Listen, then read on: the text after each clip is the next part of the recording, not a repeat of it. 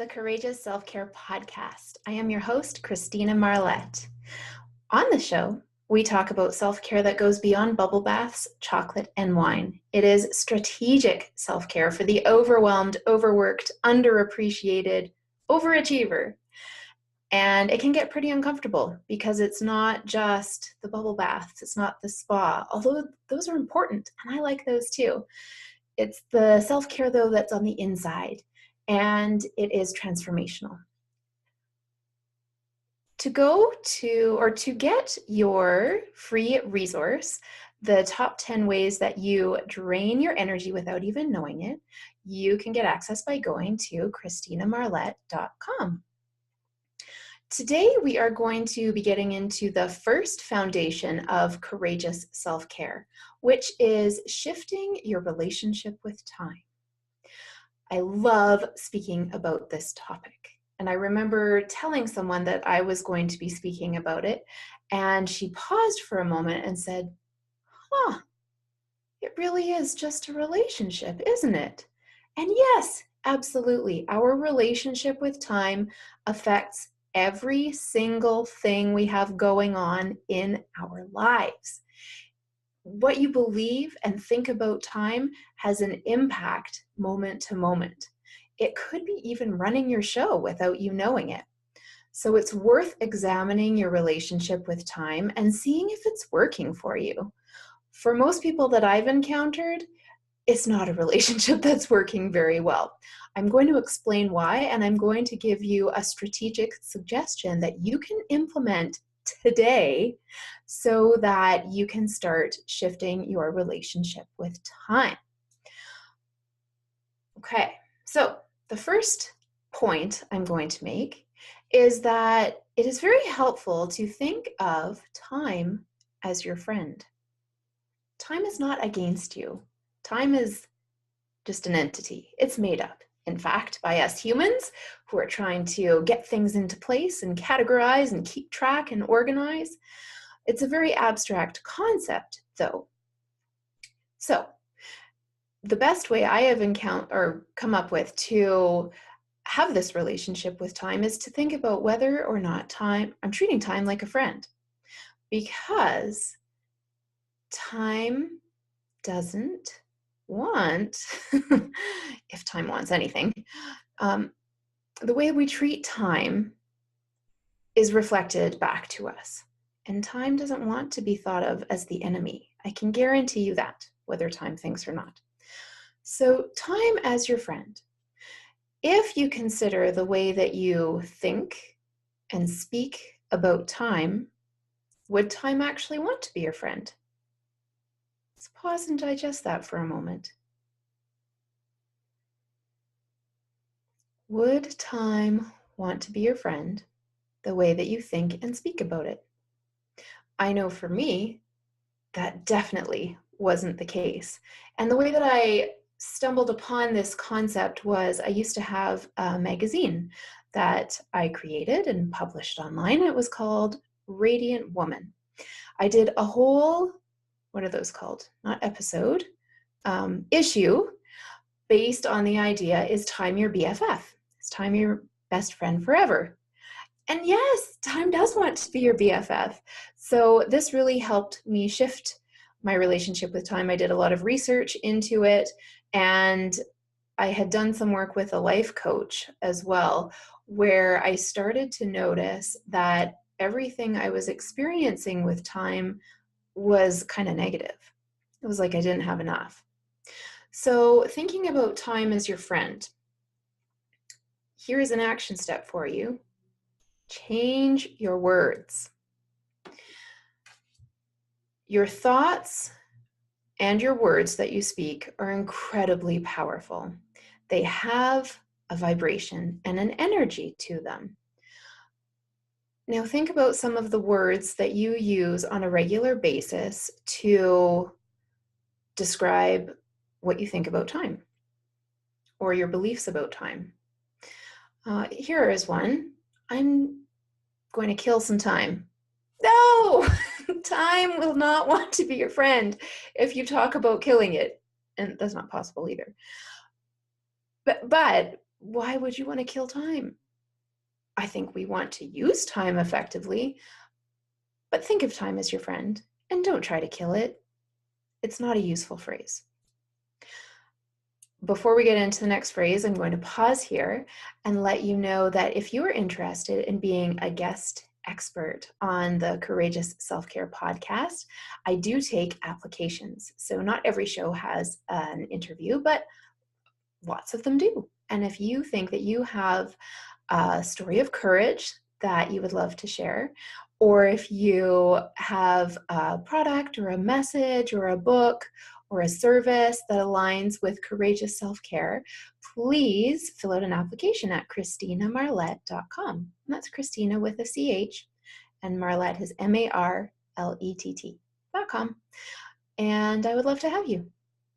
Okay, coming back into our words. What's another expression that people use around time?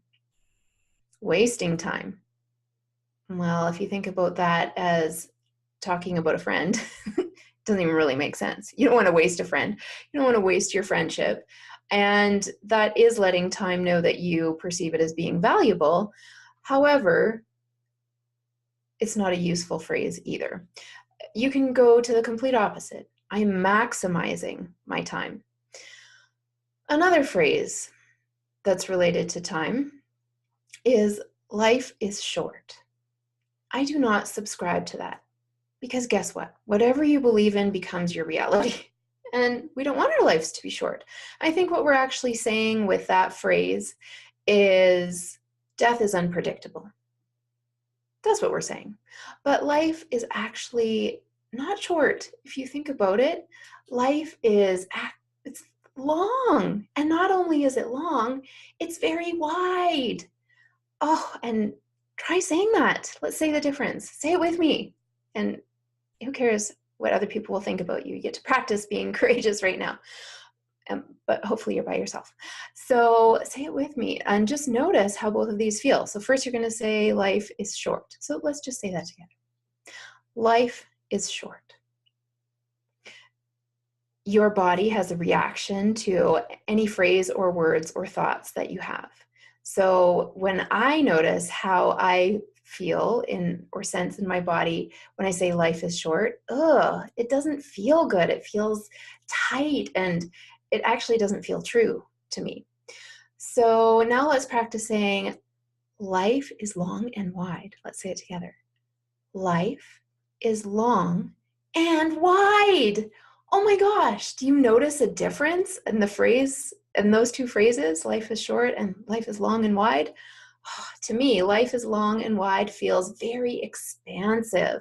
And it feels like I just want to climb right into that reality and cuddle up in it and experience it versus being all tight and clenched like life is short. Our words are very powerful. And do you think that if we're saying to time that we believe that life is long and wide, doesn't that feel better? Do you think time wants to be more of your friend when you have that belief versus life is short? I do. So those are some examples of words that we use around time that aren't really serving us, some expressions or cliches even. I would love to talk to you a little bit about a particular word that I notice people are using rampantly when someone says, "How are you doing?" Can you guess what that word is? So many people say, "Oh, I'm so busy." Busy isn't a feeling. It is, well, you're letting people know something about you, but what you're letting them know isn't really that positive. So if you're saying, "Oh, my life is so busy, I'm so busy right now, I'm running from one place to the next," you are definitely going to feel overworked and underappreciated and frantic, like you're running from one place to the next. If you heard the episode about the women I see coming into events, yeah, they're either the calm in the storm or they are the storm. People who are the storm, it feels like they're in a whirlwind. they use the word busy a lot. So I'm going to tell you my story about eliminating the word busy from my vocabulary. First of all, though, I love to look up the origins of words, the etymology, and I was curious about where busy came from. Guess what? One of the underlying roots of the word busy is anxious. So when you say, oh, I'm so busy, guess what? You're actually saying, I'm anxious, I'm stressed. And fair enough, if you're stressed, then that's telling the truth. And at the same time, we don't want to focus on that. So here is, I certainly didn't want to go around saying to people, oh my gosh, I'm so busy, I'm anxious, I'm stressed, when they asked me how I was doing. So I went on a hunt for a new word. I started off with, what am I going to replace when people say, how are you? Because I do have a lot on the go. All of it is my choosing, and it is great. I love what I do. And I have worked very diligently to create this life where I love most, if not all, parts of it. So I was looking for a new word. Busy was out. And I encourage you to also say busy is out this year, and you get to choose what you put in. For me, I decided I am going to say, oh, my life is so full. So I tried that out for about a week, and I didn't like it. It still had the feeling of not having room for anything else. Like if you think of a very full cup, no more can go in it. So I didn't like that either. And then I was really out of ideas. I literally searched for a good month for a new word that I could use instead of busy. And eventually something came to me. Would you love to hear it? This could be your new word too. So now when people say, oh my gosh, you're so busy, Christina, I say, oh no, my life is exciting. Same thing. Imagine or notice the difference. Oh, I'm so busy. It doesn't feel good. It feels low energy. It feels like lack, not enough time. Versus, oh, Christina, you seem so busy. Oh, no, my life is exciting. Doesn't that feel better? It does to me. And maybe you're thinking, well, my life isn't all exciting like yours, Christina. That could be. But when you use a phrase such as this, it could become an affirmation. And the more you use it, the more truthful it becomes, and you make choices based on that highest affirmation. Just like I have an affirmation that states, I'm in the best shape of my life. I write that down every day. And because I am putting it out there that is the truth, all of a sudden I just started making better choices of how and often and the quality of movement I have in my daily life. So affirmations are powerful, and they do feel a little bit awkward at the beginning. That's fine. They are worth it though. So out with busy, in with exciting. Or if that totally doesn't work for you, come up with your own word. You don't have to take my word for it.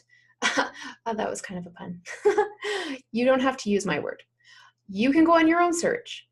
What I do recommend, though, is eliminating the word busy from your vocabulary.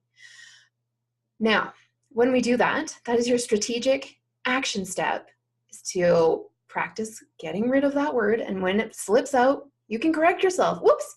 Oh, I didn't mean to say that. I'm not using the word busy anymore. This is what I'm using instead. When we do that, we take that action, we are changing our words, and that helps time become our friend. In a moment, I'm going to explain why we want time to become our friend, or the benefits of time being our friend. Before I do that, pause here, take a breath. And if you have a product or service and you don't necessarily want to be a guest expert on the show, but you would love to be a sponsor, You can go to ChristinaMarlette.com and fill out an application to become a sponsor of the show. It is an amazing deal right now since I am just getting started. And yeah, that application is there. You can go to the website and fill it out. Okay, wrapping things up. The benefit of perceiving time as your friend. When you treat a friend nicely, the friend also treats you nicely. And so when we're running around frantic and busied up and not thinking too much of time, time doesn't really have much to give us. However, when we feel calm and relaxed and peaceful and divinely aligned with time, in my experience anyways, I have found that time has started giving me amazing gifts. Surprise time with my husband so that we can have an impromptu date, or extra time so that I can do what I love the most. These things continually show up to me now that I've shifted my relationship with time. And I know the same is possible for you as well. That is our show for today. Thank you so much for listening. I am Christina Marlette. We air every Monday through Friday. Make sure you come back to hear more, and remember to go to ChristinaMarlette.com to get your free resource on your top 10 ways that you're draining your energy without even knowing it, so that you can get more energy. Thanks so much for listening. Bye-bye for now.